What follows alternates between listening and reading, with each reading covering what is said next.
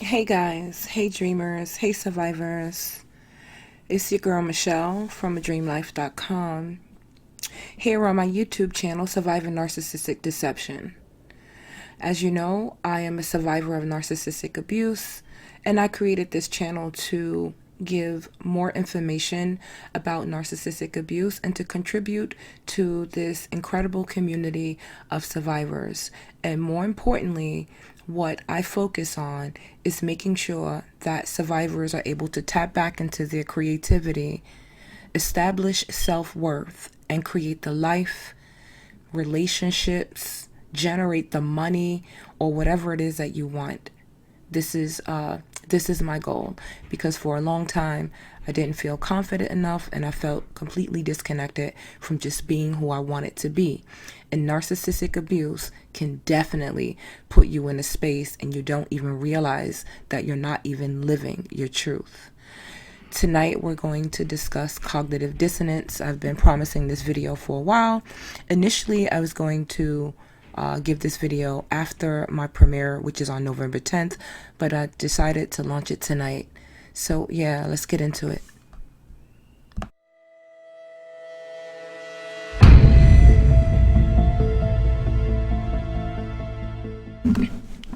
So if you can think of a time when you were in a situation and you knew that it wasn't a situation that you actually enjoyed, or maybe you didn't want to be there, but you would find an excuse or a reason to justify you being there, whether it's in a relationship that is a sexual, intimate relationship, or a friendship, or all the way up to a job or the choice of career or employment.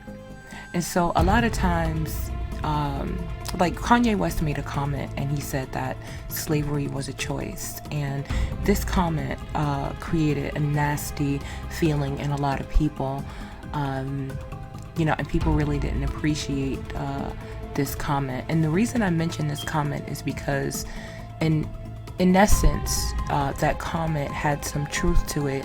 However, it was really, really insensitive, because we know that, sure, we could have said, no, we're not going to be slaves, and everyone could have just been slaughtered. Or, as we know, through slavery, there were a lot of practices and narcissistic tactics that were used to scare people into submission.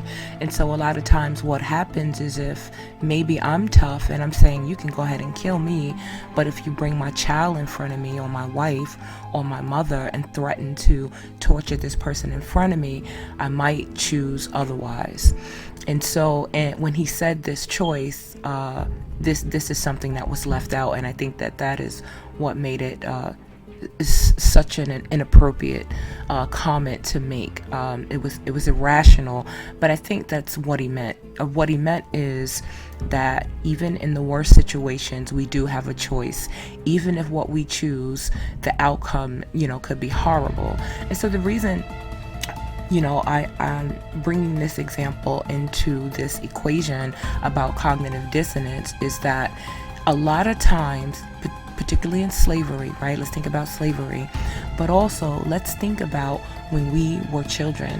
When we were children, in a way, especially if you grew up with a narcissistic parent, you were in a narcissistic slavery kind of home environment.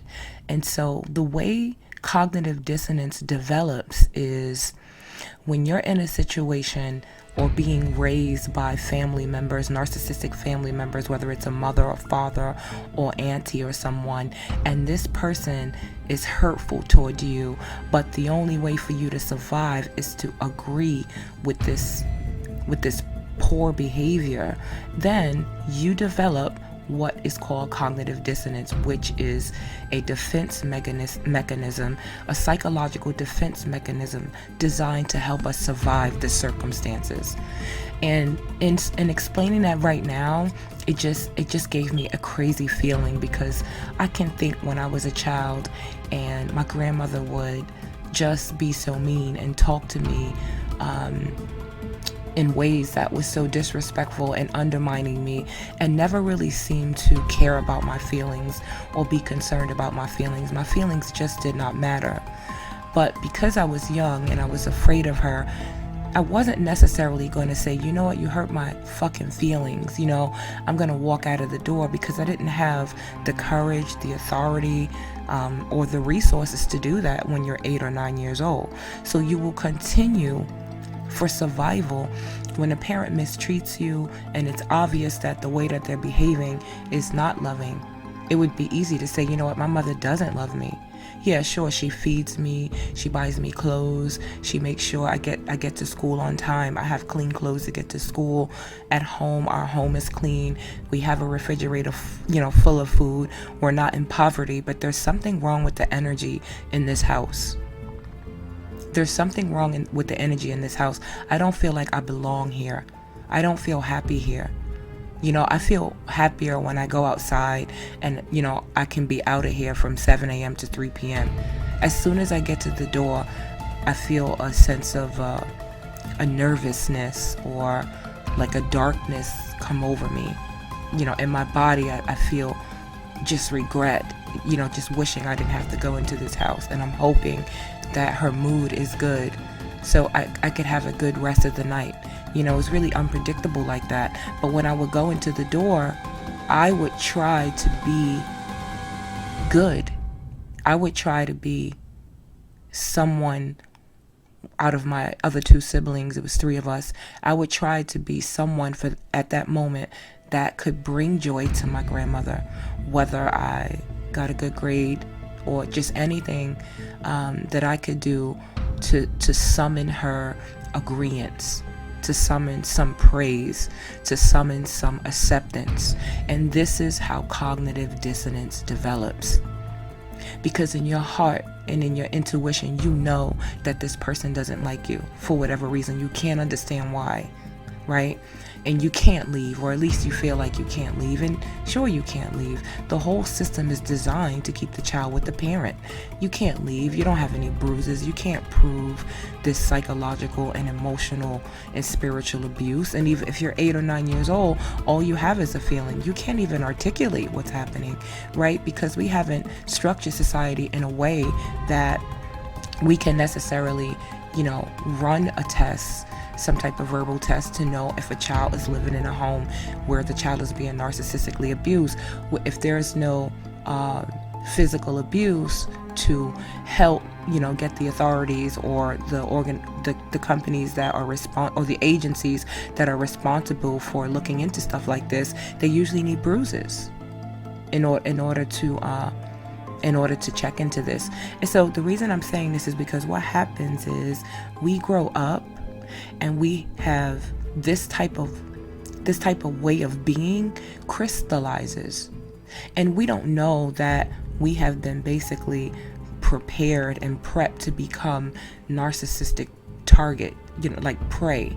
So now we are being targeted on by friends who are also narcissistic, who also have that keen sensibility to know that we're empathetic, from the way that we act, from the way that we move, from our facial expressions, or whatever it is. There are many things that I won't discuss in this video that attract narcissistic people to empathetic people. These 2 people are opposites and they attract, and this is something that I had to learn. But I can remember the very first time, the most abusive relationship that I was in. And as I've mentioned before, when I did the self-inventory, almost 99% of my partners were narcissistic, but only 1 was physically abusive. I never tolerated that again. It never happened again. But this relationship, this highly abusive relationship, which I will be revealing and discussing on November 10th, the very first time I remember he hit me and he smacked me so hard and so out of the blue sky. I don't even know I do know what triggered it. I went out with friends to a comedy club, and when I got back to the apartment, I didn't realize that he was there. He was waiting for me. And in the late 80s, it was like 1989, we didn't have cell phones, we had beepers, and I don't remember if I had one at the time. But all I know is that he pretty much, because he was a narcissist, he pretty much had started to calculate and memorize my routine, or at least he thought he knew what my routine was. And he possibly did know that on Saturdays I did this thing, but now it was time for him to separate me and isolate me from my friends and stop me from going to the comedy club on Saturdays with my friends. This is part of narcissistic abuse. They slowly, after they get you tied in and hooked in and love bomb you, then they will start isolating you. So I'm about 20 years old right now, 19 or 20. He's 26 or 27. And when he asked me, we were 3 flights up the steps, and he asked me, where were you? And then I said it, and then he just backhand slapped me. So, this is 20 years ago. I don't remember everything, but he backhand slapped me. But here's what I remember. I remember the cognitive dissonance. When he slapped me, it was so hard. Instantly, I reverted to like a 6-year-old. As tough and strong as I was absolutely crushed that this person who was towering over me at 6'2", possibly 6'3", and very weighty, would backhand slap me or slap me with so much force because I had went out. Now, I should have ran away and never ever seen him again. My first thought should have been to flee, to protect myself. But because when I was a child and I had formulated this cognitive dissonance based on the same kind of abusive responses to my wants and needs or desires or even behavior, me just being me. When children are not accepted, they develop the defense mechanism of cognitive dissonance to be able to still see the person as good, to be able to hold the person up that is abusing them. So the empath is basically giving the narcissistic abusive person more worth than they're giving themselves. They're giving them worth that they don't even deserve. They're giving them worth that they don't even feel for themselves. And so in my mind, I'm thinking, oh my God, I was terrified. And I'm thinking, wow, I wonder what I can do to make sure that this doesn't happen again. Not thinking, get the hell away from him. I'm thinking, what can I do to make sure that this never happens again? And quite naturally, I stopped going out with my friends. And what's so crazy is, we were young, and this is part of the reason why I do what I do here, and the whole A Dream Life project is because it's important that when people see that their friends have disappeared or suddenly they're not the same or they're not acting the same, they should act. Because it takes a village to fight against narcissistic personality disorder, NPD, and its many, many manipulative tactics and abuses. We need to be aware of these things because sometimes people won't tell you. Cognitive dissonance will make a person who is being abused protect the abuser. It's not just Stockholm syndrome. Cognitive dissonance is probably a part of what makes up Stockholm syndrome. When you're a kid and you're being misused and mistreated, you're actually being shaped to be mistreated for the rest of your life until you wake up like I did, which was pretty, young. I did wake up fast, but I still was, it was 5 years in that relationship, and I almost died, and some really horrible things happened, which I'll discuss in the November 10th documentary. But I think what's even more important than the relationship that I went through is the childhood that prepared me and made me a receptacle for this kind of demonic abuse, because narcissistic abuse is demonic abuse. Anyone who could terrorize and abuse someone who is helpless, someone who is still, in essence, defending them, even though they're being abused. And when I say defending them, I don't mean taking their hand and punching yourself in the face, but basically you will still walk away with the person who beat you. You'll still continue to walk beside them. I've been hit, and then we got in the car, and I got in the car too. It took a while before I started to run away and hide and, look for shelter outside of this relationship. And it took a really, really long time to get away from him because he was persistent. And this is what narcissists do. They'll stalk you. They'll threaten you. They'll try to kill you. They'll try to hurt you. And I'll discuss what happened to my mother. But part of what allows this to build up to something so dangerous and so demeaning and so devastating is cognitive dissonance. And we need to have a better understanding of why we can stay in relationships with people who treat us poorly, with people who in 1 minute everything seems fine and we're good, and then the next minute this person is either insulting you in a covert kind of way, like a sneaky insult. You notice these things. You can tell when this is happening. And when you see that this is happening, this is going to sound harsh, but you have to cut these people off. Especially when they show you that this is just who they are over and over again. You give 2 chances, 3 chances, I don't know how many, however many chances, but you have to establish a boundary of how many opportunities you're going to give someone to disrespect you. And this is what helps dissolve cognitive dissonance. This is what helps keep each individual person in their own reality, so we're not pulled into the reality of another person. I'm going to wrap this up, but this is what cognitive dissonance is. Cognitive dissonance is, my interpretation of this is when we look at someone who is treating us poorly and we project ourselves onto them, and we're thinking, I know that you didn't mean this. I know you probably meant to love me, and so I'm just going to hang around and wait until you get back to that. Because we had to do that with our parents. We had no other option. And then we are mentally enslaved, and we're using an outdated defense mechanism that we no longer need as adults. Because if you work at a job with a boss or a manager who is narcissistic and they're disrespecting you, you do not have to stay. If you stay, this is a choice that you are making, in using Kanye's rough terminology. And what I mean by that is, so what, you have to pay your bills. So what, you might lose your car. Maybe you need to lose those things before you allow somebody to take away your spirit and your soul and grind you down to nothing. Because if you have nothing left in your spirit and your soul, you can't make it anyway. I say forget a apartment, forget a house, forget a lifestyle, forget all of those things.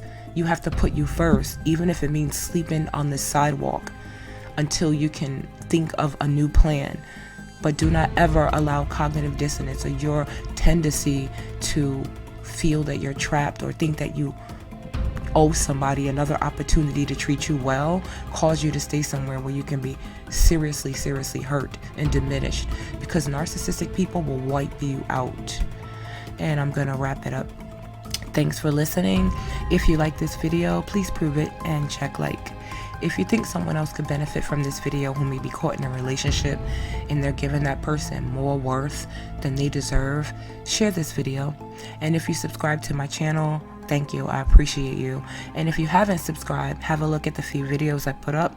And if you like them, I hope you will subscribe. And hit the bell notification so you'll be notified right away when I produce new episodes and push them through the feed. Love and light.